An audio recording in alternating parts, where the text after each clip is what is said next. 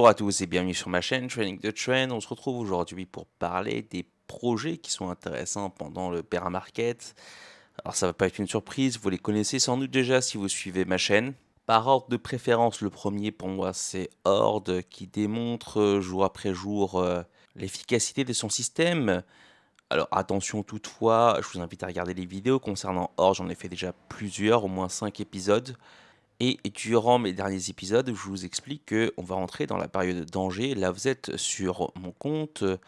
Ils ont récemment refait l'interface utilisateur qui devrait être remaniée encore une dernière fois pour donner le nombre de plots total. Sur le TT0001 qui a été créé le premier jour, vous voyez que là le compteur est à 212 jours. On est à 12 jours du centième jour et donc de la période de danger qui se trouve entre le centième et le 300e jour.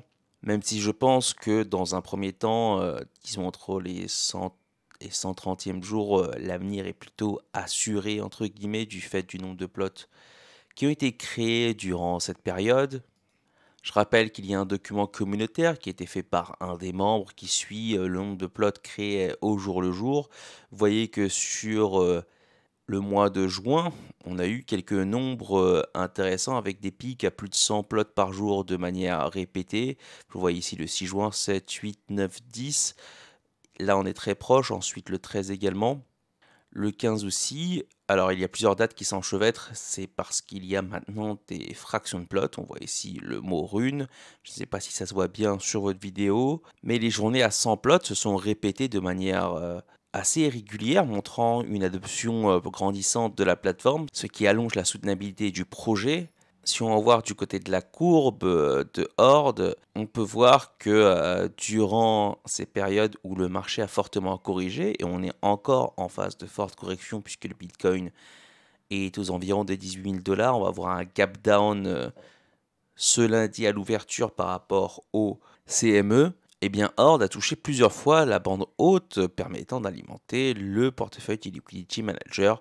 Je ne reviens pas sur tous ces termes qui ont été déjà expliqués dans mes vidéos précédentes. Je vous invite à aller voir l'épisode concernant Horde si le projet vous intéresse. Le deuxième, vous le connaissez, c'est YieldNode qui arrive à protéger votre capital et à créer un petit peu de yield farming grâce au masternode. Même si là, bien entendu, les scores ne sont pas extraordinaires et c'est compréhensible vu que le marché corrige. Et malgré cette forte correction, pour l'instant, en tout cas, on arrive à encore dégager des profits selon l'interface. On va aller voir ça. Je ne reviens pas sur le gain du premier mois, puisqu'il y a encore une fois un épisode qui a été fait dessus, mais plutôt sur ce qui se passe au mois de juin. On est à 1,3% sur la première semaine et 0,8% sur la semaine très rouge de la deuxième semaine. Ça, ce sont les 2 semaines en cours que on peut comparer par rapport aux performances de YieldNode. Sur celle-là, on est à 1,3% de performance en plus et celle-ci 0,6 seulement. Mais on est en gain malgré un marché qui corrige fortement. Et si vous avez des assets en crypto, et c'est mon cas, j'ai quelques assets en crypto puisque j'ai fait du DCA depuis ici jusque ici également. Eh bien, ces positions-là sont en rouge, tandis que YieldNode, lui, est dans le vert.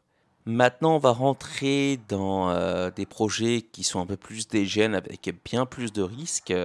Le premier, c'est Grape Finance, un Tomb Fork qui est basé sur le peg du MIM, qui est un stablecoin algorithmique qui a perdu un petit peu de son peg dernièrement. Là, ce serait de constituer une pool de farm en grep MIM, donc du stablecoin sur les deux théoriques. On peut voir que depuis le lancement de Grape, on a réussi à tenir ce peg, voire même largement au-dessus depuis un certain temps, même si là on est en train de le tester vers le bas, voir si ça va casser ou pas. C'est pour ça que je dis que c'est un move un peu dégène, donc avec des risques bien plus importants que les 2 premiers projets qui ont été présentés. Vous voyez, pour l'instant, on est en dessous de 1 dollar et c'est le cas aussi de MIM. MIM qui veut dire donc Magic Internet Money, qui est un stablecoin algorithmique qui est peg au dollar. On peut voir que dernièrement, il a des pegs assez fortement à 0,92, quelque chose par là. C'est en train de remonter pour l'instant. Je ne connais pas trop la mécanique derrière le MIM, donc faites attention à ça. Toutefois, le protocole Grape Finance, lui, arrive à tenir le coup pour le moment en tout cas. Reste à voir sur le temps alors qu'on rentre justement en période de capitulation qui pourrait encore continuer et donc peut-être défavoriser le PEG de Grape.